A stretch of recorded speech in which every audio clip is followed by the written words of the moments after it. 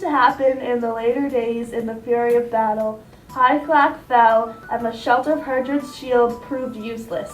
Until one began to dominate the dark, a dragon on the prowl, from the steep vaults of a stone-roofed barrow, where he guarded a hoard. There was a hidden message. When the dragon awoke, trouble flared again. He rippled down the rock, writhing with anger, when he saw the footprints of the prowler who had stolen too close to his dreaming head. The Horde Guardian scorched the ground as he scoured and hunted for the trespasser who had troubled his sleep. The dragon began to belch out flames and burn bright homesteads. There was a hot glow that scared everyone, for the vile Skywinger would leave nothing alive in his wake. Everywhere the havoc he wrought was in evidence. After many trials, he was destined to face the end of his days in this mortal world, as was the dragon for all his long lease hold on the treasure. And so the son of Ecgtheow had survived every extreme, excelling himself in daring and in danger, until the day arrived. Hostilities broke out when Herthal died. Ogenthal's sons were unrelenting, refusing to make peace, campaigning violently from coast to coast, constantly setting up terrible ambushes around Hereshal. My own kith and kin averaged these evil events, as everybody knows, but the price was high. One of them paid with his life. Herethid, lord of the Geats, met his fate there and fell in battle. Then, as I have heard, Hyglak's sword was raised in the morning against Ogenthal, his brother's killer. When Afior cleft the old Swede's helmet, halved it open, he fell, death pale. His fewed, calloused hands could not stave off the fatal stroke.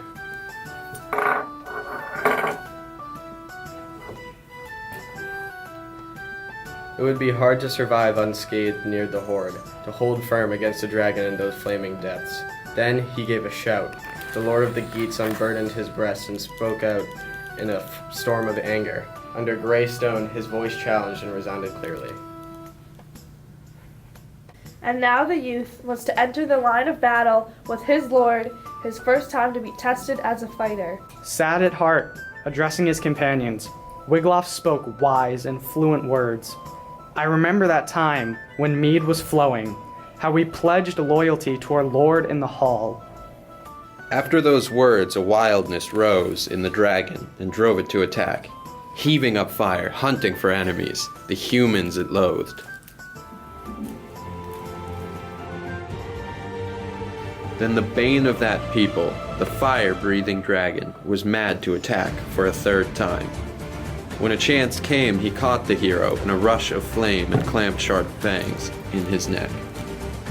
Beowulf's body ran wet with his lifeblood. It came welling out. He lunged at the enemy lower down, so that his decorated sword sank into its belly, and the flames grew weaker. Once again the king gathered his strength and drew a stabbing knife he carried on his belt. Sharpened for battle, he stuck it deep into the dragon's flank. Beowulf dealt it a deadly wound. Then the wound dealt by the ground burner earlier began to scald and swell. Beowulf discovered deadly poison suppurating inside of him, surges of nausea, and so, in his wisdom, the prince realized his state. He had no more confide. The furious heat of the pyre would assail him. His soul fled from his breast to its destined place among the steadfast ones. Then a stern rebuke was bound to come from the young warrior to the ones who had been cowards. Wiglaf, son of Weohstan, spoke, disdainfully and in disappointment.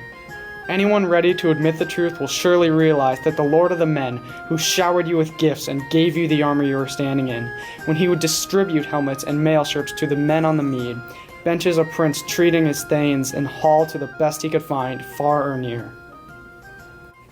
Would this day be his last, or would he return? There, in his gray hairs, Ogenthal was cornered, ringed around with swords, and it came to pass that the king's fate in Ephor's hands, and in his alone. Wolf, son of Warn, went for him in anger, split him open, so that blood came spurting out from under his hair. The old hero still did not flinch, but parried fast, hit back with a harder stroke. The king turned and took him on.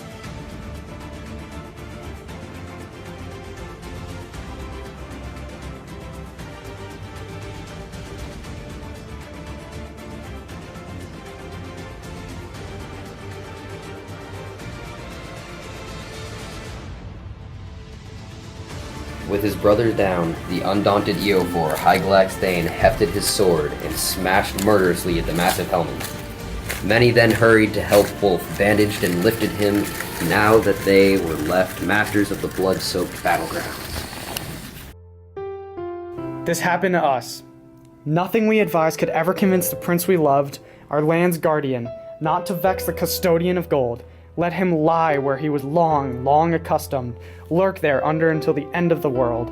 He held to his high destiny, the hoard he laid bare, but at a grave cost.